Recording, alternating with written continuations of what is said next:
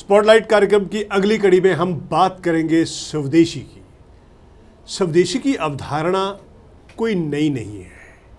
राष्ट्रपिता महात्मा गांधी ने जब अंग्रेज़ों के खिलाफ स्वतंत्रता संग्राम चलाया तो उस दौरान भी स्वदेशी आंदोलन चलाया गया।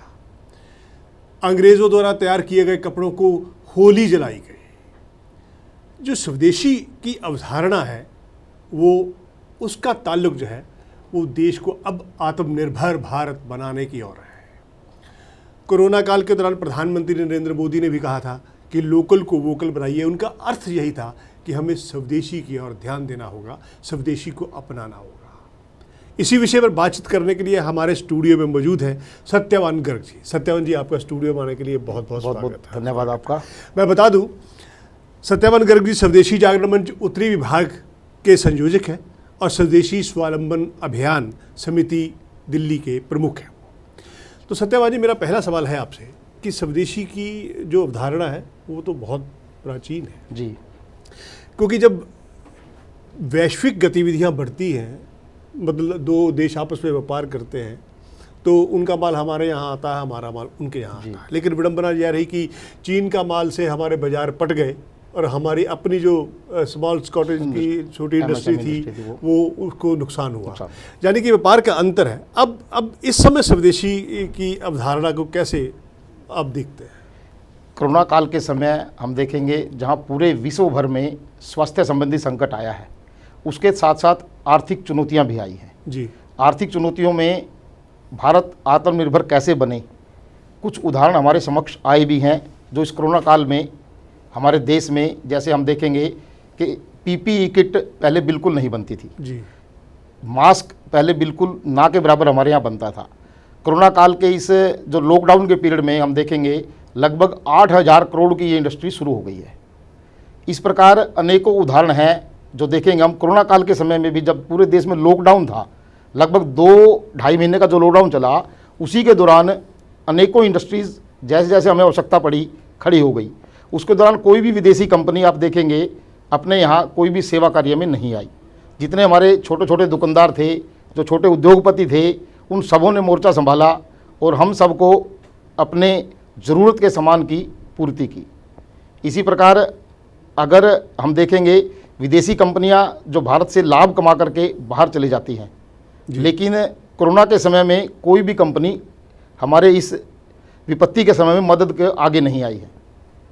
अगर आगे आए हैं तो हमारा लोकल दुकानदार, हमारे छोटे व्यवसायी, छोटे उद्योगपति या रेडी पटरी वाले, सब्जी वाले, जिन्होंने हमें घरों में बंद रहने के बावजूद भी हमारी हर आवश्यकता को पूरा किया है। स्वदेशी जागरण मंच जो है वो जहाँ एक तरफ अभियान चला रहा है, वहाँ वो ऐसे मेले भी आयोजित करता है जहाँ स्थानीय उत्पादों को प्रमुखता दी जाती है। तो आप इस दिशा में क्या प्रयास कर रहे हैं? स्वदेशी जागरण मंच उत्तरी विभाग की ओर से यदि मैं कहूँ, वैसे तो जगह जगह पर मेले स्वदेशी जागरण मंच की ओर से आयोजित किए जाते हैं। यदि हम यहाँ रोहिणी में देखें तो पिछले 3 वर्षों से हम लगातार मेले आयोजित कर रहे हैं। जो बड़ी बड़ी कंपनियां हैं वो अपने उत्पाद को, अपनी ब्रांडिंग को, अपने नाम को प्रसिद्ध करने के लिए विभिन्न एडवर्टाइजमेंट के साधन लेती हैं जी। जैसे विभिन्न चैनलों पर भी दे सकते हैं। लेकिन जो छोटे हमारे एमएसएमई सेक्टर हैं, छोटे उद्योगपति हैं, अपनी ब्रांडिंग नहीं कर सकते। उनको एक प्रमोट करने के लिए, उनको एक प्लेटफॉर्म दिलाने के लिए हम ये मेले आयोजित करते हैं। उसमें विभिन्न तरह के प्रोडक्ट्स, स्वदेशी प्रोडक्ट्स के उद्योगपतियों को हम बुला करके एक स्थान उपलब्ध कराते हैं, उनको कस्टमर उपलब्ध कराते हैं, उनके माल की वहाँ पर ब्रांडिंग होती है।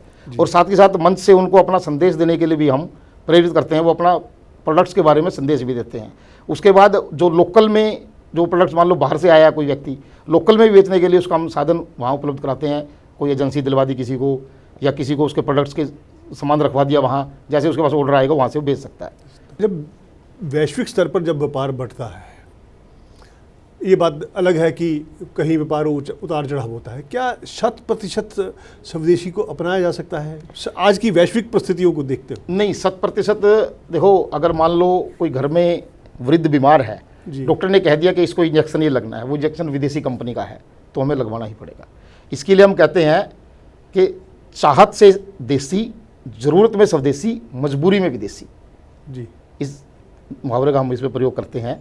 यदि ज़रूरत हमें आवश्यकता लगती है, वो प्रोडक्ट अपने देश में नहीं बनता, तो हमें लेना पड़ेगा। आप देखेंगे अगर पुराने काल में भी हमारे यहाँ एक्सपोर्ट इम्पोर्ट का काम होता था, उस समय लगभग 40 से 42% की हमारी पूरे विश्व में व्यापार में हिस्सेदारी थी, जो आज घटकर लगभग 1.2 या 2 के आसपास रह गई। अब जैसे रक्षाबंधन का त्यौहार आया, एक जोरदार अभियान चलाया गया कि जो चीन की बनी राखियां हैं उनका प्रयोग ना किया जाए।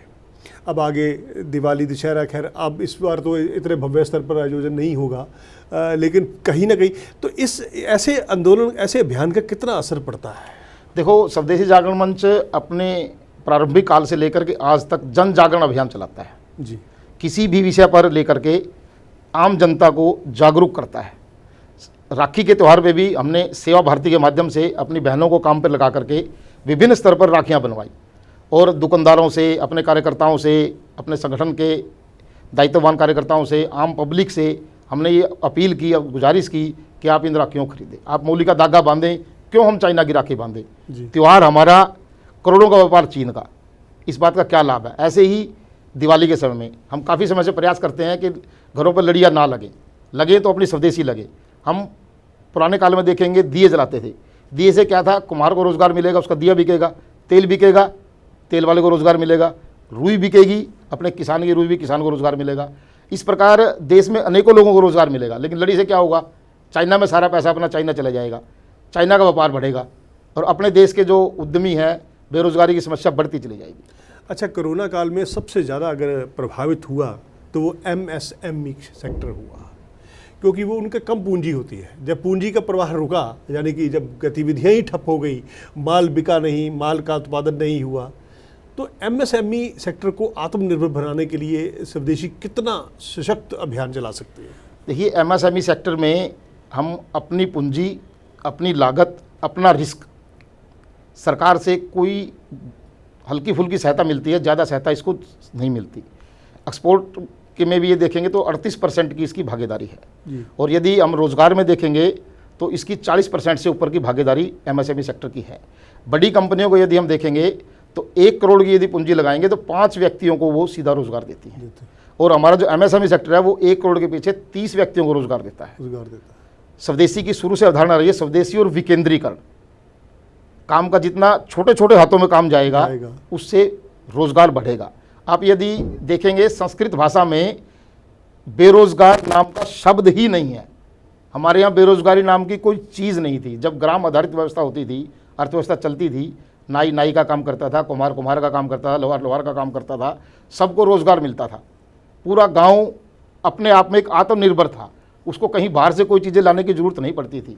वैसी ही यदि हम अर्थव्यवस्था खड़ी करेंगे, अपने आसपास जितने प्रोडक्ट बनेंगे उन प्रोडक्ट की हम ब्रांडिंग करें। अभी हमने एक कार्यक्रम बनाया है, उसमें हम अर्थ एवं रोजगार सर्जक अभियान, सम्मान अभियान चला रहे हैं।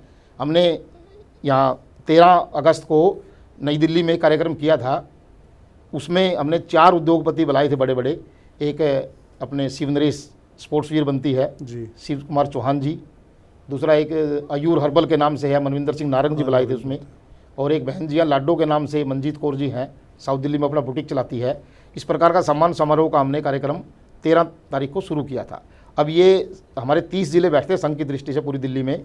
उन सभी ज़िलों में हम जिन्होंने रोज़गार के विषय पर अच्छा काम किया है उन सब का सम्मान करने का कार्यक्रम है। इस तरह हर जगह सम्मान का कार्यक्रम करेंगे। उससे क्या है, उस उद्योगपति को तो अपने आप में एक गौरवान्वित महसूस करेगा ही, दूसरों को भी प्रेरणा मिलेगी कि इस व्यक्ति ने 200 आदमी को रोज़गार दिया है, इस आदमी ने 1000 आदमी को रोज़गार दिया है। वो भी प्रेरणा लेकर अपना काम आगे बढ़ा सकता है। तो सत्यवान गर्ग जी ने दर्शकों को बहुत ही अच्छा संदेश दिया है कि देश को आत्मनिर्भर भारत बनाने के लिए, देश में रोजगार के अवसर मुहैया कराने के लिए, रोजगार के नए अवसरों का सृजन करने के लिए हमें लोकल से वोकल होना होगा, यानी स्वदेशी को अपनाना होगा। जो ग्रामीण आधारित व्यवस्था थी, ग्राम सभा की जब व्यवस्था थी तो बेरोजगारी का शब्द नहीं था। ये आज कितनी ही अच्छी अवधारणा है। तो सत्यवान गर्ग जी, स्टूडियो में आने के लिए आपका बहुत बहुत धन्यवाद। आपने हमारी बात को रखा और स्वदेशी की इस अवधारणा को समझते हुए इस कार्यक्रम को आगे बढ़ाएंगे। जय श्री राम।